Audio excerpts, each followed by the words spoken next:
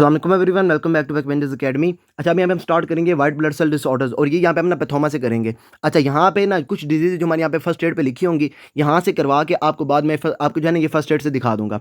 सबसे पहले हमारे यहाँ पे आ जाती है ल्यूकोपीनिया और ल्यूकोसाइटोसिस। अच्छा, सिंपल क्या, आपके वाइट ब्लड सेल जो आपको यहाँ पे नॉर्मल वैल्यू से कम है तो ल्यूकोपीनिया, अगर ये नॉर्मल से ज़्यादा तो आपको यहाँ पे ल्यूकोसाइटोसिस। अच्छा, ये चीज़ें आपको पहले से पता है कि आपके हिमेटोपोइटिक स्टेम सेल हमारे यहाँ पे बोन मैरो में आपका जो है ये मेटापोसिस करेंगे और वहाँ पे क्या होगा, सेल्स आपके मैच्योर होंगे बोन मैरो के अंदर और मैच्योरेशन के बाद ये आपके रिलीज हो जाएंगे ब्लड के अंदर। अच्छा, व्हाइट ब्लड सेल नॉर्मली हमारे कितने होते हैं, ये आपके होते हैं 5 टू 10,000 पर माइक्रोलीटर।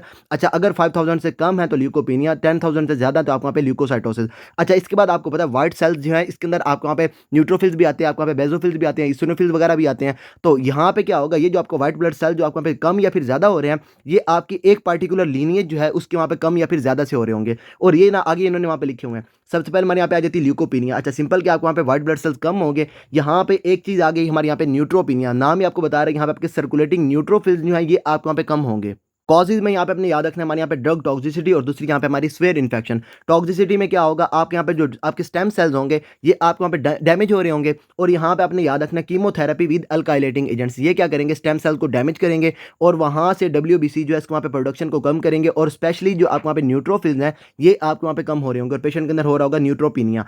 अच्छा, इसके बाद हमारी आ जाती है स्वेयर इन्फेक्शन। सिंपल इसमें क्या होगा, आपका जो पेशेंट है उसके वहाँ पे ये जो आपको वहाँ पे सेप्सिस वगैरह होगी। अच्छा, सेप्सिस में क्या होगा, यहाँ पे आपका जो बैक्टीरिया वगैरह आप वहाँ पे ग्रो कर रहे होंगे। अब क्या होगा, न्यूट्रोफिल्स आपके सर्कुलेशन से आपको वहाँ पे टिश्यू वाले एरिया पे जा रहे होंगे जहाँ पे आपके बैक्टीरिया वगैरह पड़े होंगे और यहाँ से सर्कुलेटिंग न्यूट्रोफिल्स आपके कम हो जाएंगे और पेशेंट के अंदर हो जाएगा ये न्यूट्रोपीनिया। अच्छा, इसके बाद अगर आपका जो पेशेंट है उसके अंदर ये न्यूट्रोपीनिया है तो आप वहाँ पे इसको ट्रीट करने के लिए क्या करेंगे, हमारे यहाँ पे कॉलोनी स्टिमुलेटिंग फैक्टर्स वगैरह दे रहे होंगे आपको वहाँ पे ग्रेनुलोसाइड, मोनोसाइड या फिर आपका जो है ये ग्रेनुलोसाइड जो आपको वहाँ पे कॉलोनी स्टिमुलेटिंग फैक्टर है ये आप वहाँ पे पेशेंट को देंगे और ये आपके जो ग्रेनुलोसाइट्स हैं उसकी प्रोडक्शन को आप वहाँ पे इन्हेंस कर रहे होंगे और यहाँ से क्या होगा, पेशेंट के अंदर वहाँ पे ये जो रिस्क ऑफ इन्फेक्शन है ये आप वहाँ पे कम हो रहा होगा। जब भी आपके न्यूट्रोफिल्स कम होंगे तो पेशेंट के अंदर रिस्क ऑफ इन्फेक्शन जो है ये आप वहाँ पे ज़्यादा होगा और यहाँ पे आप जब पेशेंट के अंदर ये आप वहाँ पे देंगे ना कॉलोनी स्टिमुलेटिंग फैक्टर, ये क्या करेंगे, ग्रेनुलोसाइट की प्रोडक्शन को ज़्यादा करवाएंगे और वहाँ से इन्फेक्शन का रिस्क भी कम हो रहा होगा। अच्छा, इसके बाद आ जाता है हमारे यहाँ पे लिम्फोपीनिया। नाम आपको बता रहे हैं, यहाँ पे आपका क्या होगा, सर्कुलेटिंग लिम्फोसाइट्स जो है ये कम होंगे। अच्छा, कॉजेज में आपने इसके अंदर याद रखनी है हमारे यहाँ पे इम्यूनो डेफिशिएंसी,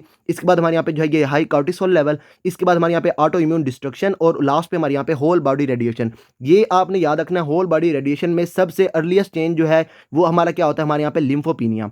अच्छा, होल बॉडी रेडिएशन में क्या होगा, लिम्फोसाइट जो है ये आपके सेंसिटिव होते हैं हमारे यहाँ पे रेडिएशन से, तो यहाँ पे अर्लीस्ट चेंज जब आप वहाँ पे पेशेंट को दे रहे होंगे होल बॉडी रेडिएशन तो अर्लीस्ट चेंज जो है ये क्या होगा, आप वहाँ पे लिम्फोपीनिया। अच्छा, इसके बाद इम्यूनो डेफिशिएंसी, सिंपल यहाँ पे आपका जो पेशेंट है उसके अंदर ये डाइजेस्टिव सिंड्रोम या फिर आपके यहाँ पे HIV, वहाँ पे क्या होता है, आपको वहाँ पे लिम्फोसाइट्स जो है ये आपको वहाँ पे कम हो रहे होते हैं। अच्छा, इसके बाद यहाँ पे आपने याद रखना हाई कॉर्टिसोल लेवल और हाई कॉर्टिसोल लेवल में एक चीज़ आपने याद रखनी है हमारे जो है ये लिम्फोपीनिया और दूसरी आपने इसके अंदर याद रखनी है न्यूट्रोफिल जो है ये आप वहाँ पे ज़्यादा होंगे जब आप वहाँ पे पेशेंट को देंगे हाई कॉर्टिसोल स्टेट, वहाँ पे न्यूट्रोफिल ज़्यादा होंगे और लिम्फोसाइट्स आपको वहाँ पे कम हो रहे होंगे। अच्छा, यहाँ पे आपकी ये आपकी जो है ना हाई कॉर्टिसोल स्टेट में फॉर एग्जांपल आपका जो पेशेंट है वो आपको वहाँ पे यूज़ कर रहे हैं कॉर्टिकोस्टेरॉइड्स, एक्सोजिनस कॉर्टिकोस्टेरॉइड्स वगैरह ले रहे हैं या फिर आपका जो पेशेंट है अंदर यहाँ पे ये कुशिंग सिंड्रोम है और यहाँ पे क्या होता है, आपका कॉर्टिसोल लेवल जो है ये आपके पेशेंट के अंदर ज़्यादा होता है। यहाँ पे क्या होगा, कॉर्टिसोल जब आपको वहाँ पे ज़्यादा होंगे तो ये लिम्फोसाइट्स की करवाएंगे एपोप्टोसिस और वहाँ से लिम्फोसाइट्स कम हो जाएंगे, पेशेंट के अंदर हो जाएगा लिम्फोपीनिया।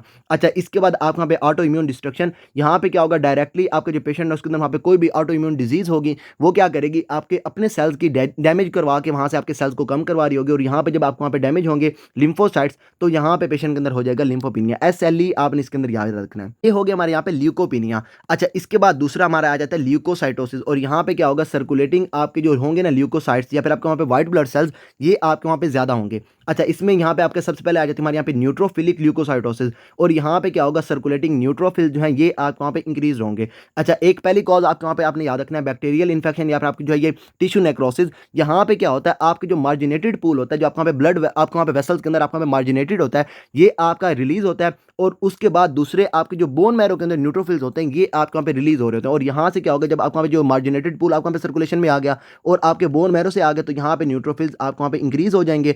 अच्छा, इसमें आपने याद रखना है बोन मैरो से जो आपको वहाँ पे रिलीज होंगे इसमें आपके इमेच्योर सेल जो हैं ये भी आप वहाँ पे इमेच्योर न्यूट्रोफिल जो हैं ये भी स्क्रीट हो रहे होंगे और ये आपको वहाँ पे करवा रहे होंगे लेफ्ट शिफ्ट। आपके इमेच्योर सेल जब आपको वहाँ पे ज़्यादा होंगे तो ये आपको हो जाएगा लेफ्ट शिफ्ट। अच्छा, इसमें आपने याद रखना है आपके जो इमेच्योर सेल्स हैं इसमें क्या होगा, FC रिसेप्टर जो है ये आपको वहाँ पे डिक्रीज होगा, CD16 जो है FC रिसेप्टर ये आपको वहाँ पे डिक्रीज होगा।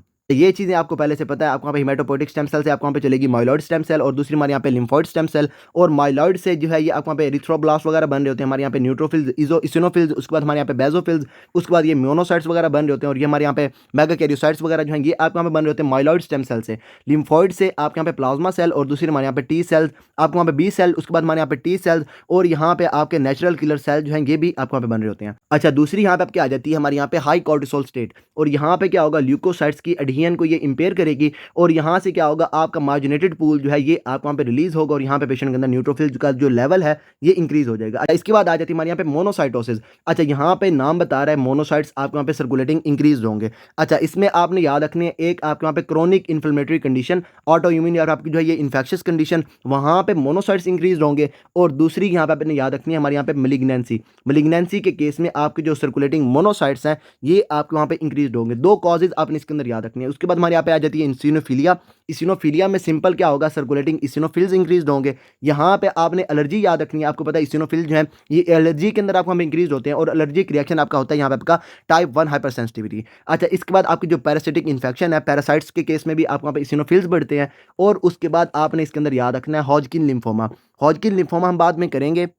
वहाँ पे आप देखेंगे कि आपका जो पेशेंट है उसके अंदर ये जो इसिनोफिल्स का लेवल है ये आपको वहाँ पे इंक्रीज्ड है। अच्छा, उसके बाद यहाँ पे आपकी ये जो इसिनोफिलिया हो रहा था पेशेंट के अंदर, ये इसिनोफिलिक कीमोटैक्टिक फैक्टर आपके यहाँ पे जो होता है इंटरल्यूकिन 5, ये पेशेंट के अंदर इसिनोफिलिया करवा रहा होता है। अच्छा, इसके बाद आ जाता है हमारे यहाँ पे बेजोफिलिया। यहाँ पे आपके क्या होगा, आपकी सर्कुलेटिंग बेजोफिल्स इंक्रीज होंगे, और ये आपने याद रखना है बेजोफिल्स आपके इंक्रीज होंगे CML के अंदर। क्रोनिक माइलॉइड जो ल्यूकीमिया है वहाँ पे बेजोफिल्स का लेवल इंक्रीज होगा। अच्छा, इसके बाद आ जाता है हमारे यहाँ पे लिम्फोसिटिक ल्यूकोसाइटोसिस। लिम्फोसाइट्स जो है इसके अंदर आपको वहाँ पे इंक्रीज होंगे, सर्कुलेटिंग लिम्फोसाइट्स इंक्रीज होंगे, और यहाँ पे आपने याद रखना वायरल इन्फेक्शन, और दूसरी हमारे यहाँ पे बॉर्डिटेला आपके पर्टसिस इन्फेक्शन। अच्छा, वायरल इन्फेक्शन में क्या होता है, आपके जो टी लिम्फोसाइट्स हैं इसके अंदर हो जाता है हाइपरप्लेजिया, और ये आपका होता है in response to virally infected cells, hyperplasia हो जाएगा, और यहाँ पे जो आपका जो पेशेंट है उसके अंदर ये जो टी लिम्फोसाइट्स जो हैं ये आपको वहाँ पे इंक्रीज हो रहे होंगे। इसके बाद आ जाते हैं हमारे यहाँ पे बॉर्डिटेला पर्टसिस इन्फेक्शन, और ये क्या करेगा, यहाँ पे आपको प्रोड्यूस करेगा लिम्फोसाइटोसिस प्रमोटिंग फैक्टर, और ये क्या करेगा, आपके जो सर्कुलेटिंग लिम्फोसाइट्स हैं इनको आपके ब्लड से लिम्फ नोड जो है उसके अंदर आपको वहाँ पे जाने नहीं देगा। जब लिम्फ नोड्स में ये नहीं जाएंगे तो वहाँ पे आपके जो पेशेंट है उसके अंदर लिम्फोसाइट्स का लेवल इंक्रीज होगा। तो ये सारा है हमारे यहाँ पे ल्यूकोपिनिया और ल्यूकोसाइटोसिस। आपने इसके अंदर जो कंडीशंस याद रखनी है, एक हमारे यहाँ पे हॉजकिन लिम्फोमा। अच्छा, उसके बाद बेजोफिलिया में आपने वहाँ पे CML याद रखना है। अच्छा, इसिनोफिलिया में आपकी जो ये पैरासिटिक इन्फेक्शन और आपको वहाँ पे एलर्जिक रिएक्शन। मोनोसाइटोसिस में आपको वहाँ पे क्रोनिक आपको वहाँ पे इन्फ्लेमेटरी कंडीशन या फिर आपको वहाँ पे मिलिग्नेंसी, और आपके जो न्यूट्रोफिल्स हैं उसमें आपने वहाँ पे याद रखना है बैक्टीरियल इन्फेक्शन या फिर आपकी जो है ये टिश्यू नेक्रोसिस। तो ये सारी क्या करवाएंगे पेशेंट के अंदर, ये लेवल जो है ये आपको वहाँ पे इंक्रीज कर रहे होंगे। तो ऐसा करते हैं, इस वीडियो को यहाँ पे स्टॉप करते हैं, और नेक्स्ट वीडियो में आपको जो है ये इन्फेक्शन मोनोन्यूक्लियोसिस भी करवा देता हूँ। तो अब तक के लिए आपको वहाँ पे कोई भी प्रॉब्लम हो then you can ask me, and till then अल्लाह हाफिज़। You're never gonna make it, you're not good enough. There's a million other people with the same stuff. You really think you're different? Man, you must be kidding. Think you're gonna hit it, but you just don't get it. It's impossible, it's not probable, you're irresponsible. Too many obstacles, you gotta stop it, yo. You gotta take it slow, you can't be a pro, don't waste your time no more. Who the fuck are you to tell me what to do? I don't give a damn if you say you disapprove. I'm gonna make my move, I'm gonna make it soon, and I'll do it cause it's what I